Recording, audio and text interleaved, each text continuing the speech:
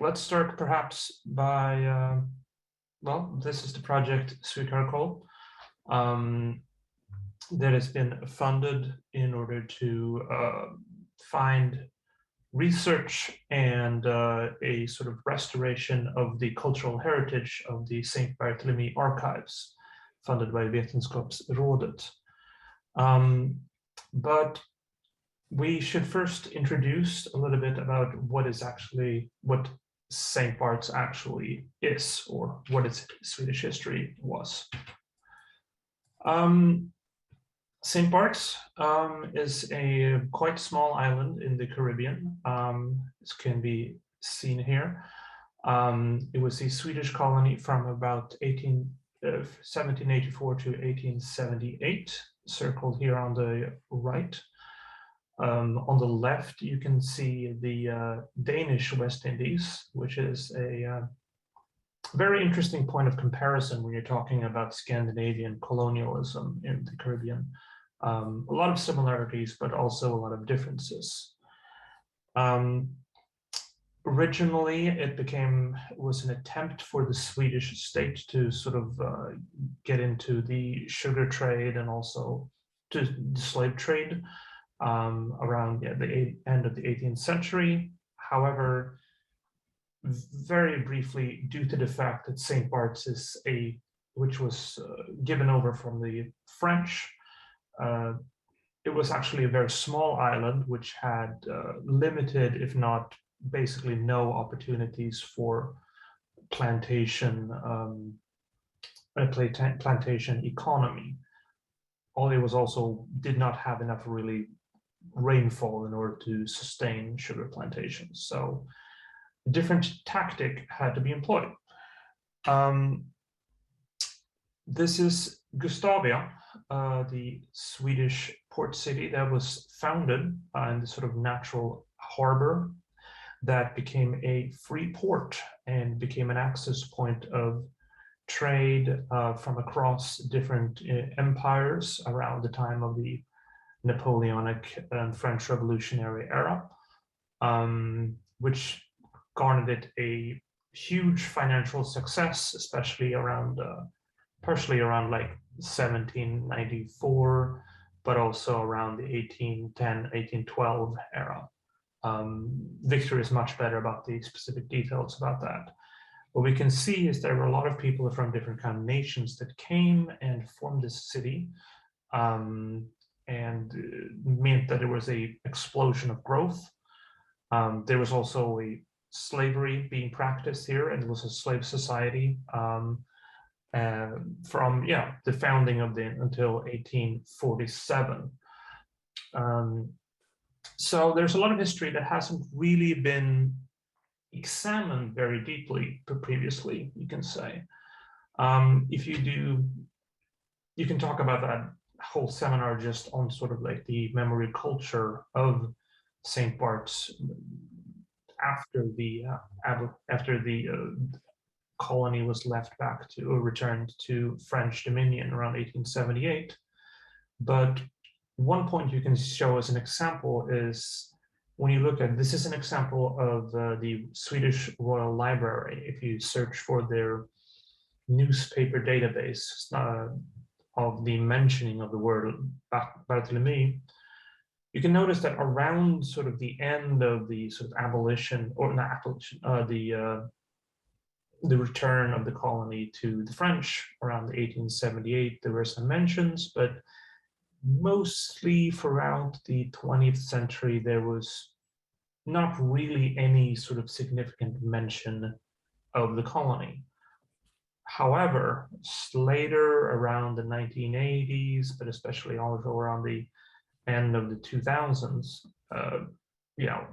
then you can see that there is a renewed interest of St. Bart's and his Swedish history and the history of Swedish slavery. Me and Victor have been, and the whole project, in fact, has been very successful in promoting the sort of not the renewed sort of interest and the research on the on the island's history. This is an example of a Swedish sort of popular historical magazine of displaying how there's an interest now in looking at the Swedish colonial roots and trying to understand really what slavery was, and what Sweden's participation in slavery and the slave trade or just colonialism really was about. I mean, I'm proud to say, and I'm sure Victor is proud to say as well, that the two of us have basically had the third and the fourth doctoral theses ever written on the Swedish colonial history in St. Bart's. The first one was written in 1888 and the second one in 1951. So from around 1951 up until 2016, when we both published our doctoral theses, there had not really been any major research, with some exceptions. We can talk about that. But you can really see that there is renewed interest. However, the archival situation of St. Bartholomew is very special, because what you see here is basically the colonial archives that were left in St. Bart's after it was around the 1960s. So very simplistically, you can say that after the island was returned to the French, all of the sort of archival documentation that pertained to the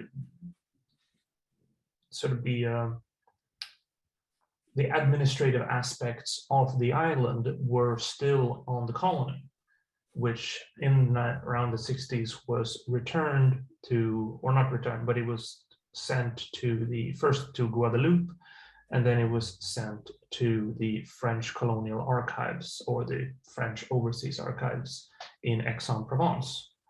So, and when they got there, they were in a very fragile state due to a number of well, you can see sort of the condition that they were in, which meant that at that point they were closed, but due to, the danger of the documents. They're very fragile, they were in need of restoration. And while there was some microfilming done of some particular archives, and that was sent to the Swedish National Archives, the majority of them weren't really available. So all of the documentation that was left that was sent to Sweden from the island, from the colony, was in the Swedish National Archives, whereas the other half was basically in France. And as any sort of historian would understand, if you only have half of the archival information, then you only really have half of the story, or perhaps even less than half of the story. So in order to really get to grips of the colonial history of Sweden, there had to be a digitalization and a restoration of these archives, which is what we have done. Victor, do you want to take it from here? Yeah, sure. So let me continue by sort of briefly stating or summarizing our aims with this particular project. I mean, as Ali said, this particular project started with a call for applications by Vetenskapsrådet, or Swedish Research Council, basically calling for projects that were aiming to digitalize Swedish cultural heritage. This is based in a government assignment. But this project, I mean, our association with this particular material goes far back than that. So our basic aim or problem in this project is that we have one archival material or corpus, which we argue is one and the same, but it is separated into a colonial archive and a metropolitan archive. The colonial archive is now currently in France, and the metropolitan archive in Stockholm. Basically, the metropolitan archive contains whatever was sent back from the colony, also the old archive from the Swedish West India Company, which was organized in 1786, and so on. So our idea was to reconstitute or reassemble this archive digitally, and we'll do that, and we have done that by digitizing material holdings in both France and Sweden and elsewhere. There are also holdings in the Caribbean. There are also minor holdings in the US, which remains to be seen if we can digitize them.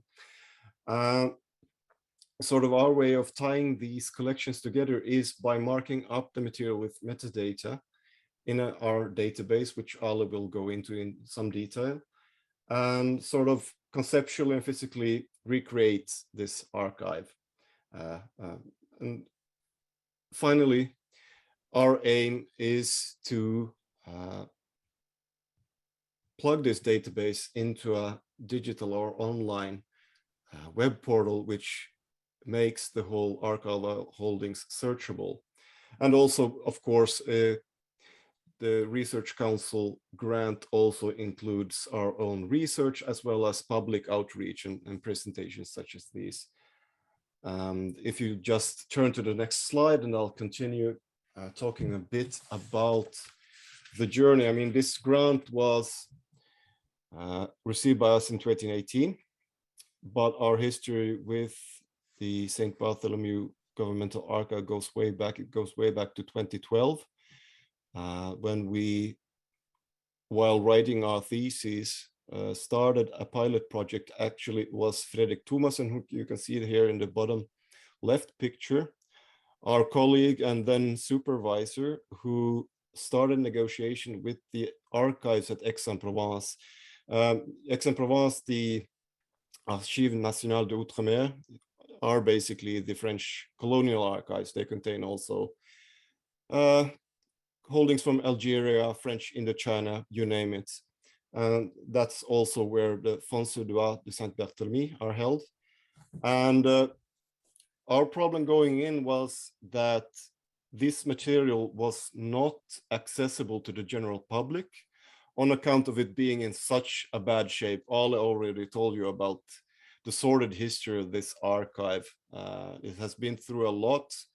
It has been through natural disasters, neglect, fires, amateur historians sorting through the material and organizing it in very arbitrary ways. I could go on, but the problems are many, and this is a very heterogeneous material.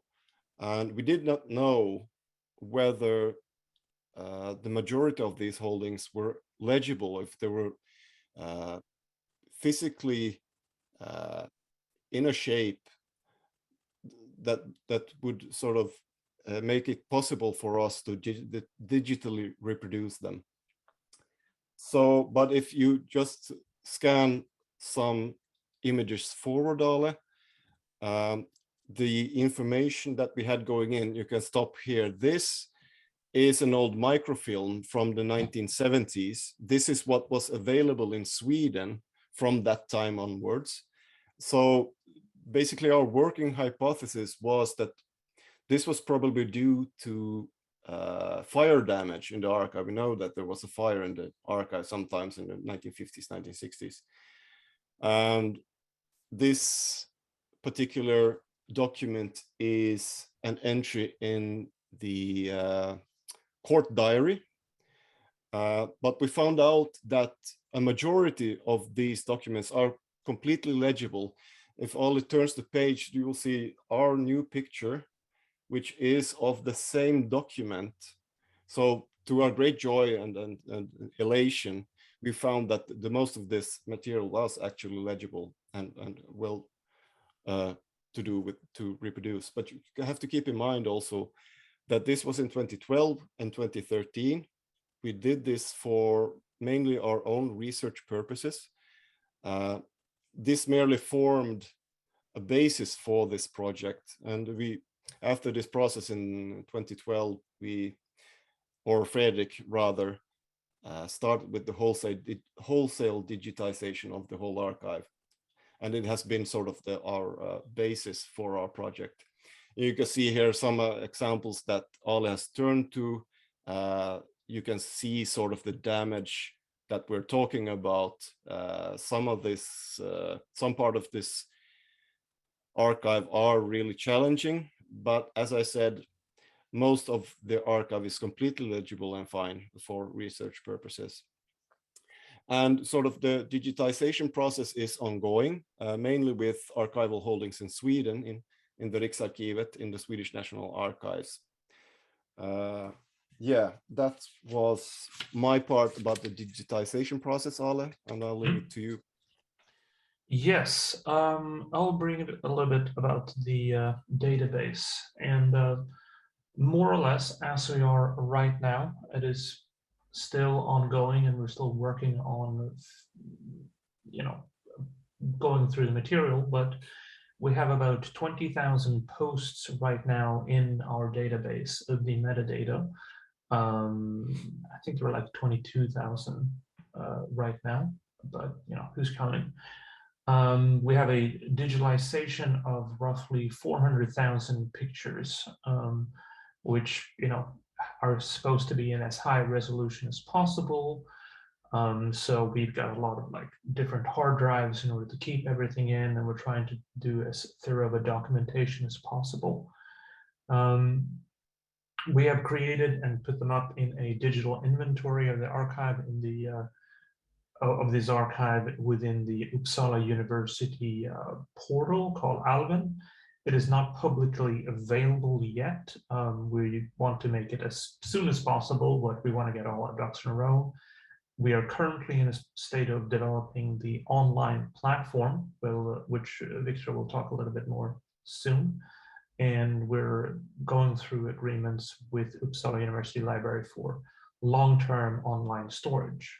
The goal is to, not just to have this for our own personal project, but to make it as widely accessible for everyone, for as long as possible. Just a brief mention of the database. Here you can see sort of what we're going through. We're working with FileMaker Pro in creating our database and trying to put in as much information as possible, given the time and everything. We have it as a non-hierarchical database. There's no sort of like this would lead to that and everything. So we're just trying to put down as much possible information as possible. And you can see here that we're going through sort of what the collections and the volumes and to which degree, like what numbers that refers to within our PDFs, and the dates, but also the document types, who wrote it, who's mentioned, and trying to have descriptions of what is written. I apologize for people who can't really read Swedish. It's a rare treat for those who can. You can kind of understand, see a little bit what's going on, but some things like proclamations and protocols from councils and registers and sort of like memorandums and similar stuff, letters. There's a lot of interesting stuff going on. We have like one of the most interesting one personally is a cookbook, an English translation of a Swedish cookbook that was apparently done on the island. That for some reason, if you ever wanted to make a sort of jellied bird in English instructions, you know where to turn. But yeah, so we're trying to go through and also sort everything in different sort of categories in order to sort of make it easier for people in order to access the material, especially if they don't know what there is, but sort of know what they're after. Some of the categories here, for example, medicine and sort of the slavery, of course, the court justice, demographics, religion, economy. Yeah, so we're always trying to sort of like understand and sort of have an evolving understanding of what needs to be in the database also. So we have a lot of discussions about exactly this is not the original version of it, but it's been an evolving process of trying to see how can we really represent this data. You want to take it from here, Victor?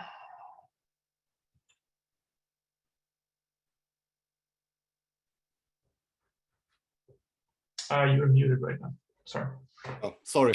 Yes, I'm going to talk firstly about the problem of long-term storage for us, and then I'll close off by talking about our final product, i.e. our web portal, and I'll hopefully show you some examples of it functioning in real time. One of the first practical hurdles we had to get over was that we had to have, already in the application stage, we had to have a repository for our digital material. I mean, between 2012 and 2018, we stored this on our individual hard drives and servers, as well as at Uppsala University. But we had to have a permanent or semi-permanent solution for this project. So our initial idea was to host our material at the Swedish National Archives, but they, for several reasons, but basically because they did not have the sort of digital infrastructure for the web portal that we had in mind. And there were also this sort of principle discussion about whether one national cultural institution, i.e. the Swedish National Archives, could take responsibility for a material that was administered by another national cultural institutions, the National Archives of France. So we then turned to Uppsala University Library. They have this a platform called Alvin. It's a repository for digital cultural heritage. It's hosted and administered by Uppsala University Library, but it's a cooperation between universities in Gothenburg and Lund as well. And it's worked great for our storage, but this is only one part of the puzzle. And we have to have a web portal which can access this digital material, as well as make it searchable. So if you'll turn to the next slide, Ale, this is our working project. Now, starting out with this project, we as historians, none of us have any background in programming or software engineering of any serious kind. We merely happen to be historians who are a little more caught up in archival demands than most. But we are not sort of novices in IT by any means.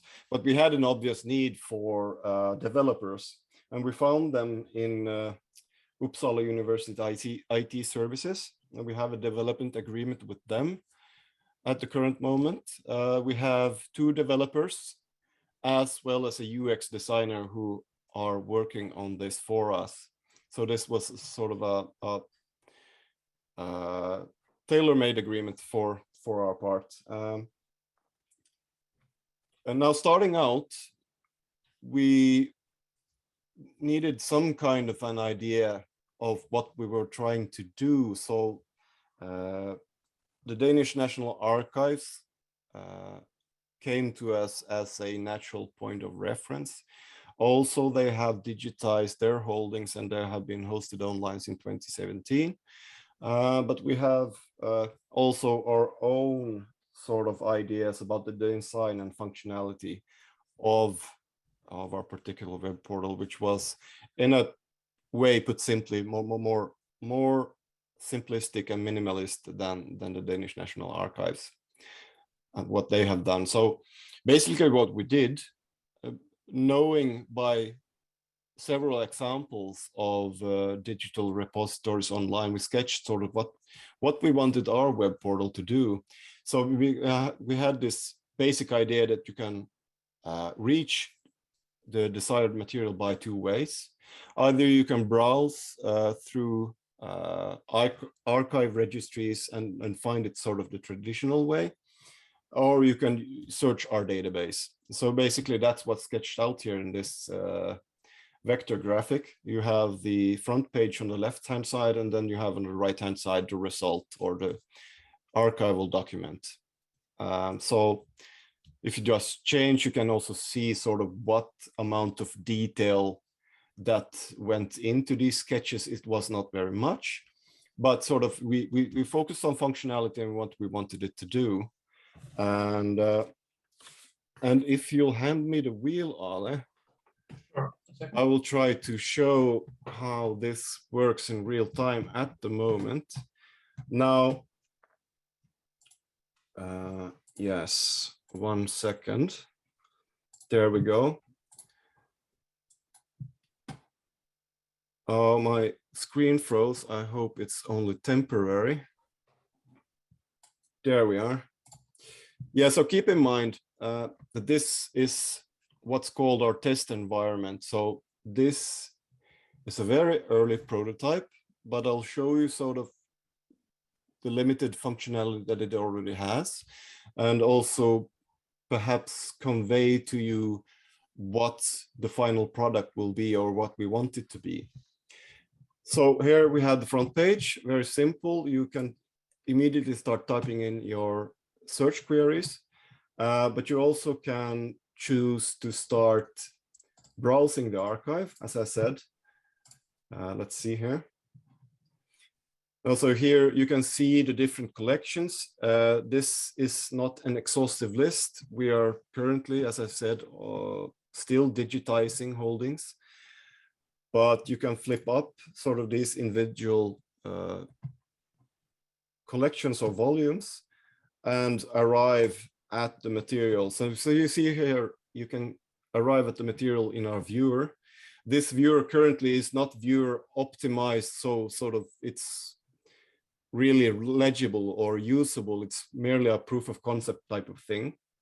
But here you see the image of the first page or the first sort of document in the archival volume, and you can browse it, and you can sort of, by this contextual information here, see how long the document is. You can see some kind of contextual information as well. We have these things called categories in our database, and you can see that this is a material that we have categorized as correspondence. It pertains to administration. It also pertains to financial administrations, as well as maritime records. But this is by no means a finished product, this viewer. It's merely a sort of a proof of concept, as I said. What we're currently trying to do, and what we're sort of paying our most attention to, is making our extended or advanced search work, but it currently has very little functionality. But here is sort of our advanced search, and it's by conventional means very simple. You can sort of type in different type of restrictions, date, origin, which has the same function as author and in some ways, but also you can search by categories. We have a list of different categories between 15 and 20 or so, as well as what sort of kind of a document we are looking for in the description field. We also have a collection of static pages that are not, we have not begun doing them, but they will contain sort of contextual information, maps and timelines, that sort of thing. But one thing that we're hoping to do is thematic collections or topical collections, i.e. collections that pertain to a particular subject, such as the slave trade, where we collect different documents and present them and present or write about what their significance is. So this is sort of a easy way to enter the archive. This is also a way to create scholastic material for schools and so on. So just gonna try a couple of search words in order for you to be convinced that it is functionable, it is searchable. I'm going to type in the Swedish word for privateer, or a belligerent ship that were sort of endowed with the right to seize foreign or belligerent shipping. So here you see we get 20 hits with the word kapare. If we modify it, we're going to get some more. But sort of this was my point about the possibilities about this particular online resource. It's not merely just a way to study the admittedly somewhat provincial subject of Swedish colonial history, but you should remember that St. Bartholomew was not a colony in a vacuum. It existed in a wider colonial world as well. The reason I wanted to show you some documents pertaining to privateers is that you can see here we have some documents pertaining to South American insurgent privateers. So you can learn a bit about the South American independence movements as well through this archive. And I found this rather famous document the other day while I was trying out the database. If I type in the search word Guadeloupe, which was a nearby French colony, very, very sort of entangled with the Swedish colony at times during the French Revolutionary Wars in particular, you can get a lot of interesting results. And here you have the proclamation by Victor Hugues on Guadeloupe. This is the proclamation to abolish slavery on Guadeloupe on the 7th of June, 1794. So that's just a sort of example of what kind of material you can find in this resource. And I'll stop sharing here, and I'll let you take us home. Right.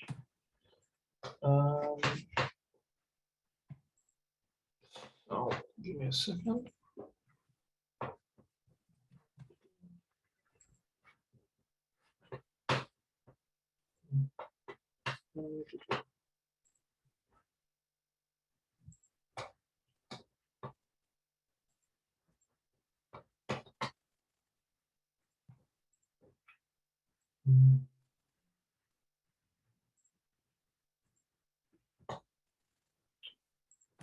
See if I can.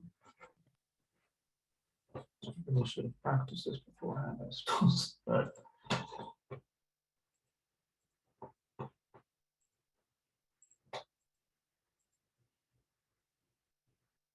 here we go.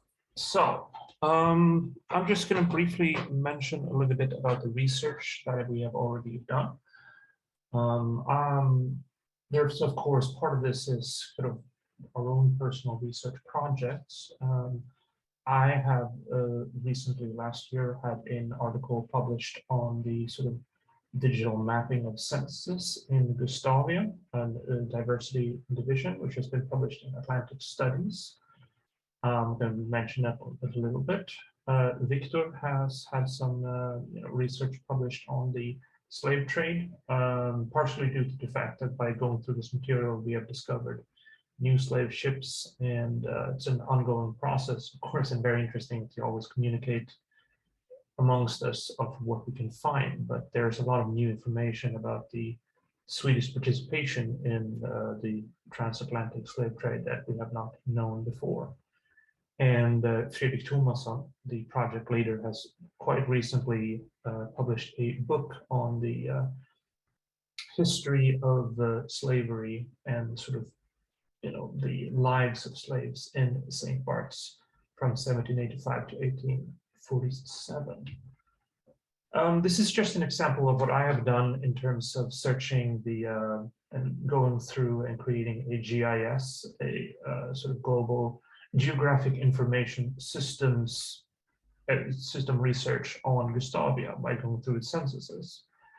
So here on the left-hand side, we can see a graphical representation of all of the different sort of nationalities or countries of origin of the people that lived in St. Bart's around in Gustavia around 1835, which you can see has a lot of people from a lot of different areas.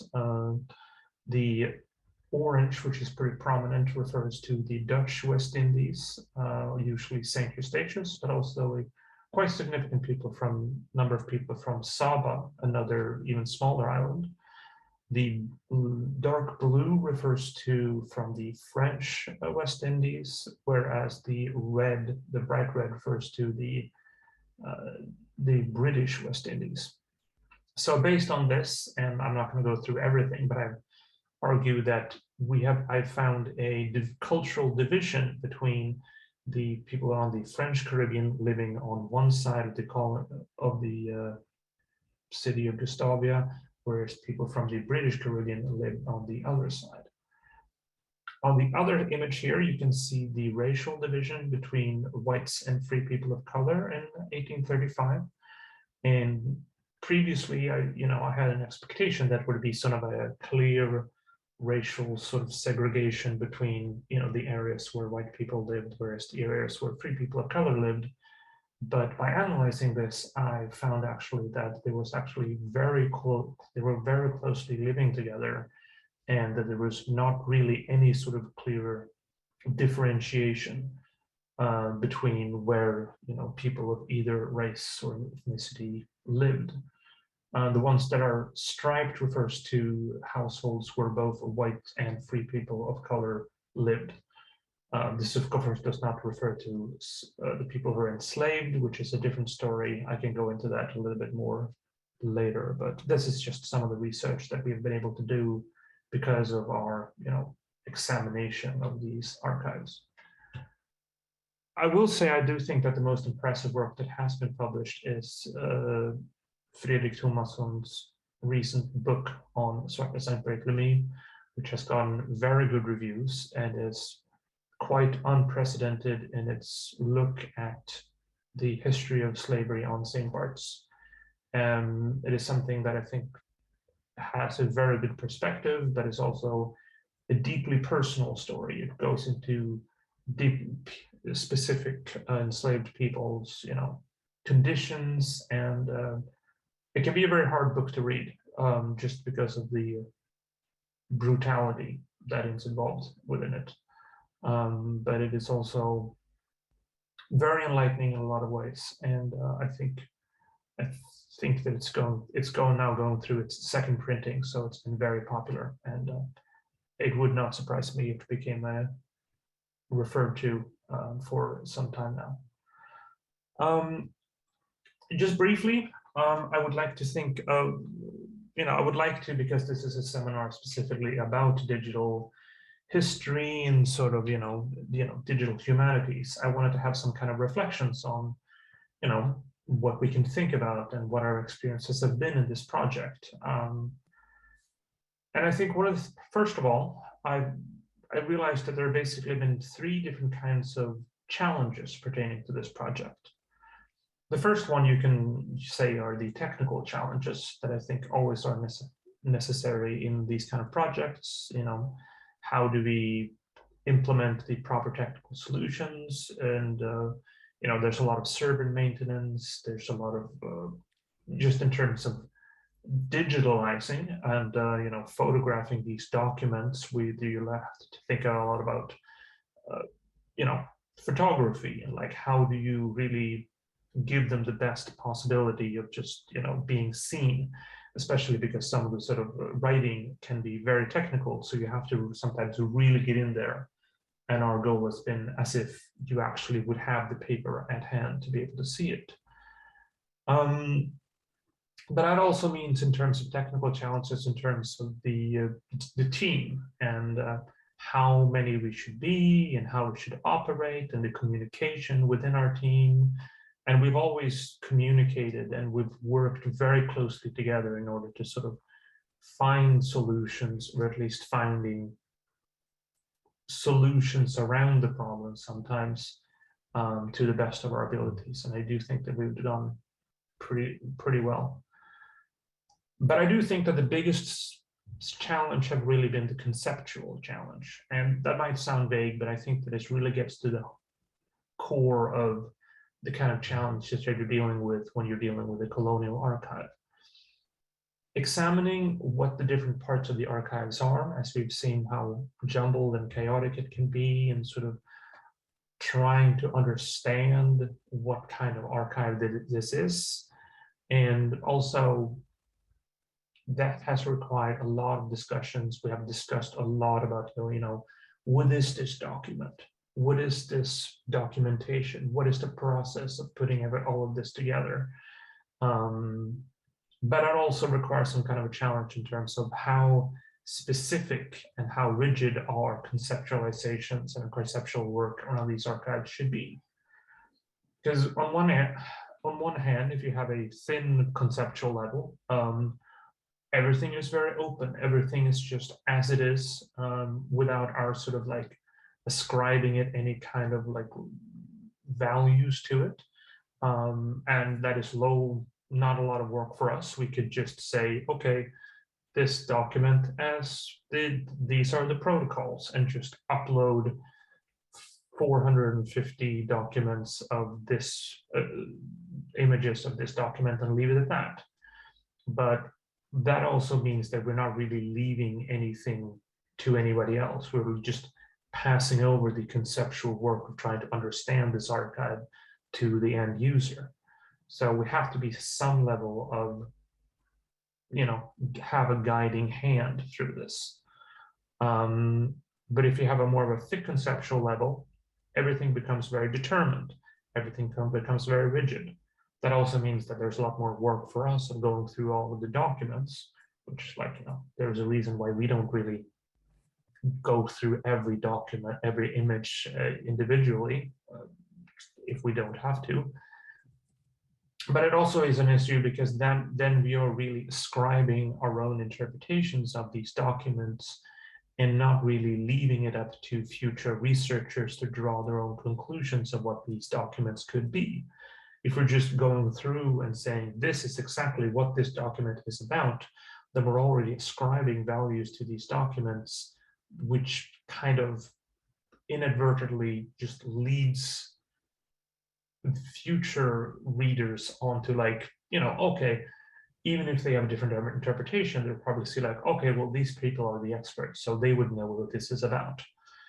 So we really have to strike a balance between giving enough for people to sort of are able to move through it and research and understand what is going on, but still leaving it open for other people we don't really want this to just be our research project that we're presenting to everybody else. We want this to be something that is open and for other people to engage with it and tell us if we're wrong, if we have misunderstood something. I would love for future researcher to look at this and say, well, they really misunderstood this part of it, and can come up with their own conclusions.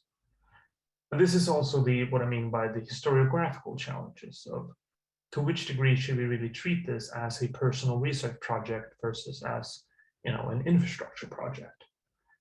This is partially on sort of like a larger scale an issue of to which degree should we determine what this is about, but also it's a matter of in practice, publish or perish. We have to put out our own sort of documentation. We have to put out our own sort of research. So even inadvertently, this leads us to kind of prioritize certain documentations more than others.